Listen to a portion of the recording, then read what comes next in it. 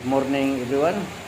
Welcome for today's edition of our mathematics presentation. Okay, the topic that we are going to discuss today is about mathematics grade 5, lesson 3, using divisibility for 4, 8, 12, and 11 to find the common factors. Okay.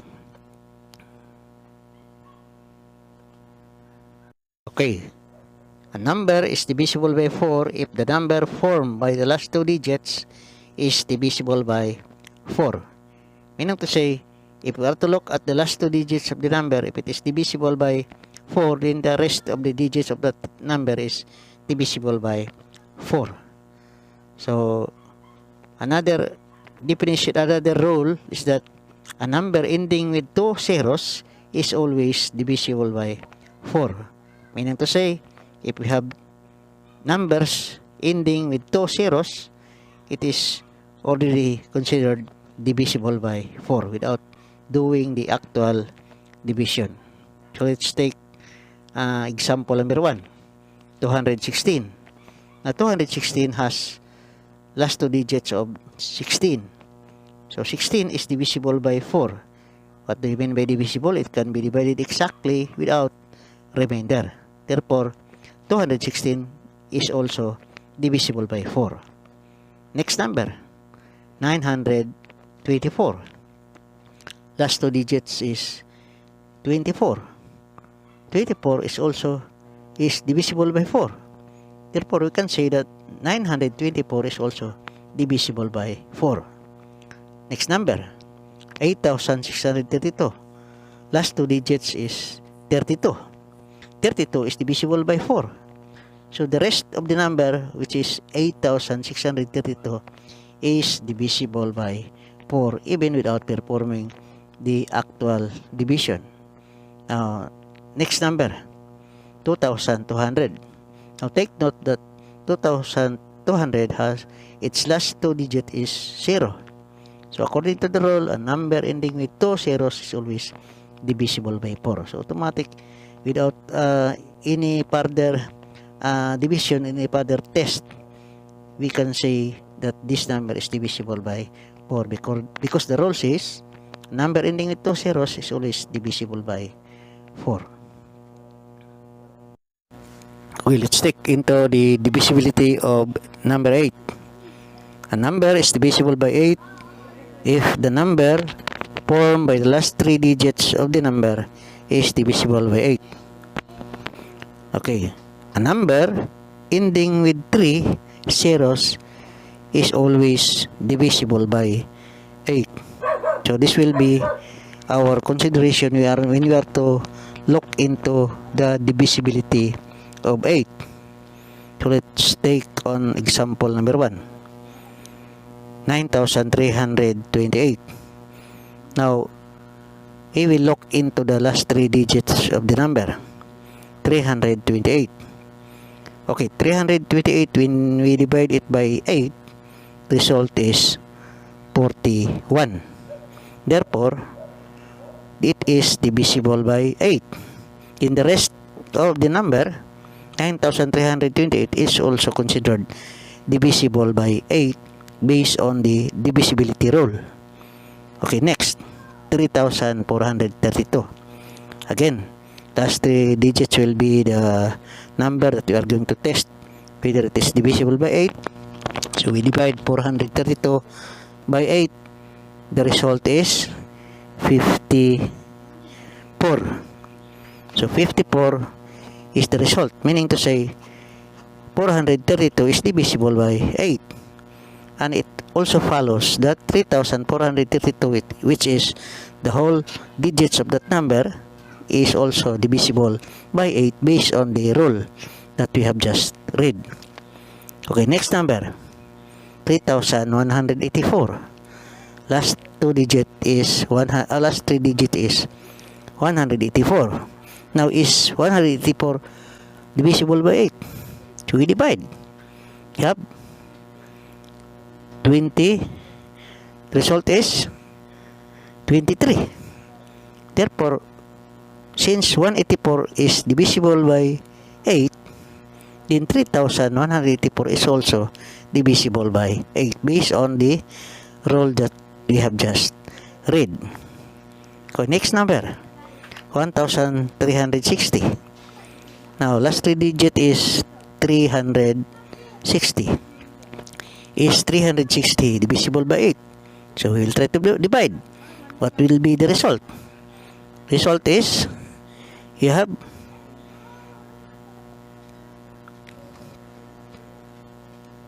44 is the number. 45. So 36 divided by 8, the result is 45. So if 360 is divisible by 8, it also follows that 1,360 is divisible by 8, because that's what the rule says. If the number, last 3 digits of the number is divisible by 8, then the rest of that number is also divisible. Last number, last example, 25,000. Now, 25,000 has 3 zeros. Its last 3 digits is zeros. So, based on the rule, a number is ending with 3 zeros, it's always divisible by 8. So, automatically, without performing the division, we can say that 25,000 is divisible by 8. Okay, let's take into the divisibility of number 12. Okay, a number is divisible by 12 if the number is divisible by 3 and 4 respectively. Okay, what does it mean? Meaning, a number is divisible by 12 if it is divisible by 3 and 4 respectively. Meaning, if we want to test whether that number is divisible by 12, we will test it by the divisibility of 3 and the divisibility of 4. So let's try. Taking example number 1, 3,432. Now we will test the divisibility of this number first by 4. Now what does the divisibility of 4 mean?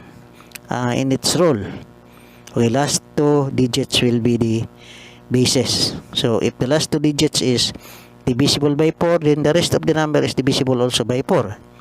So we have 32 is the last two digits. Now 32 is divisible by 4. Okay, since it is divisible by 4, we will again test the divisibility of 3,432 by 3. So how to test? What is the rule in dividing in the divisibility of 3? We add all the digits, then if it is divisible by 3, then that the whole of that number is divisible also by 3. So let's add 3 plus 4, we have 7 plus 3, 10 plus 2, 12.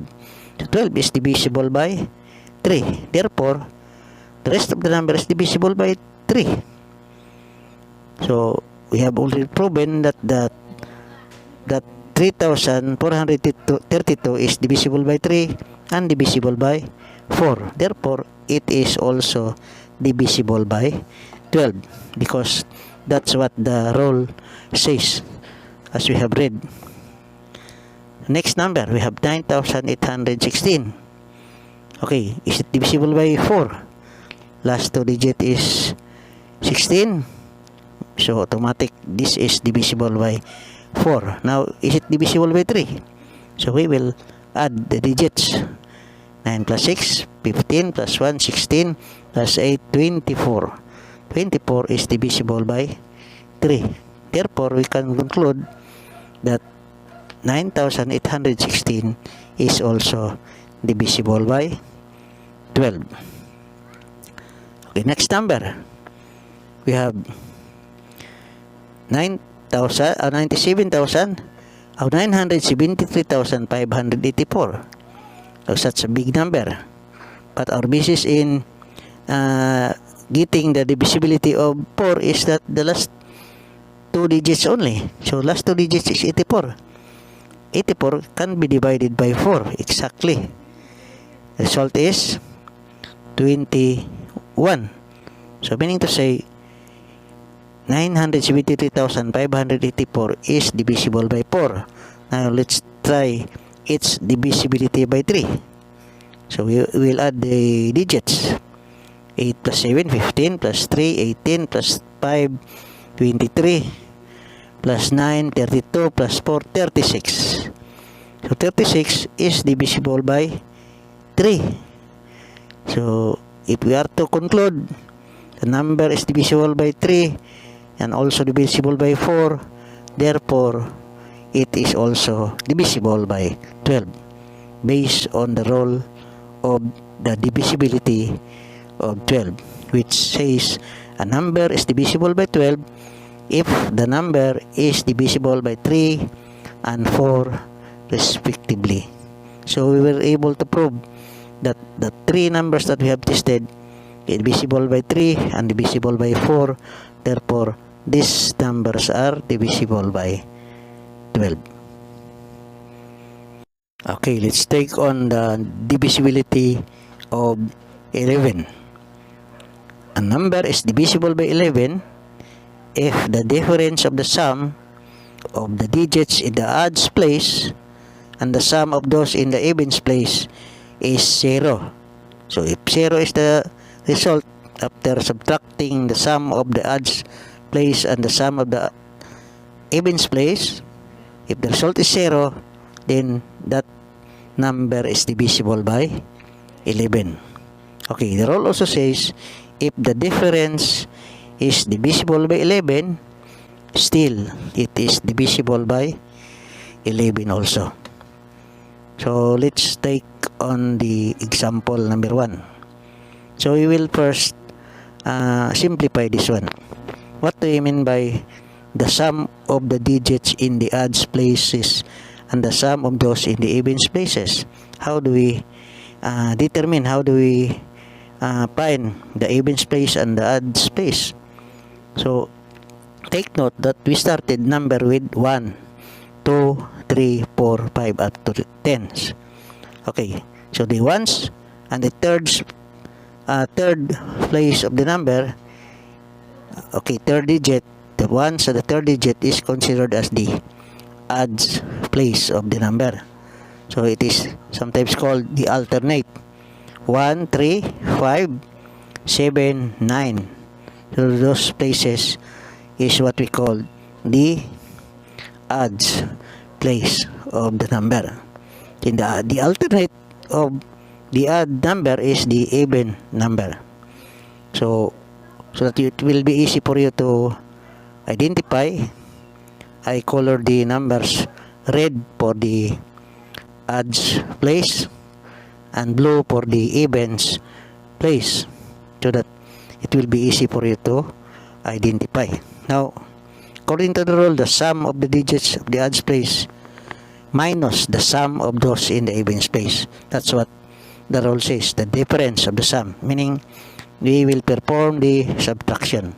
Sum of the digits in the odds places and the sum minus the sum of those in the evens place. So we do the addition of the two evens place and the two odds place. 9 plus 2, we have 11. 3 plus 8, we have also 11. So the rule says if the difference is 0, then it is divisible by 11. So that's what the rule says. If the difference is 0, then that number is divisible by 11. Okay, let's take into the second example. 1364. Again, you will add the odds place and the evens place. Odds place is 3 and 4. You have add. You have 7. 1 plus 6 is also 7 for the evens place. So 7 minus 7 equals 0. So the rule says if the difference of the two sum of the odds place and the sum of the evens place is 0, then it is divisible by 11. Okay, next example, 9196. So we will add the number in the Evens place, 9 plus 9, we have 18. Odds place, we have 1 plus 6, we have 7. So we do the subtraction. 18 minus 7 equals 11. Now 11 can be divided by 11. So according to the rule, if the difference is divisible by 11, then the whole of that number is also divisible by 11. So in this case, we are to consider the following steps. We have to follow the following steps. We have to add the digits in the odds place. You have to also to add the digits in the evens place and subtract the result. We do the subtraction so that we can determine whether it is divisible by 11. If the result will not coincide on that 0 or divisible by 11, then that number is not divisible by 11.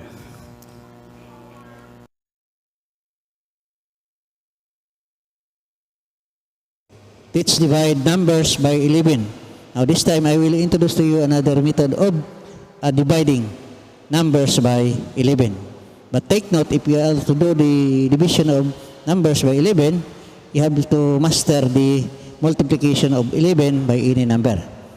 Like we start 11 multiplied by 2, the result is 22. Multiplied by 3, 33. By 4, 44. By 5, 55.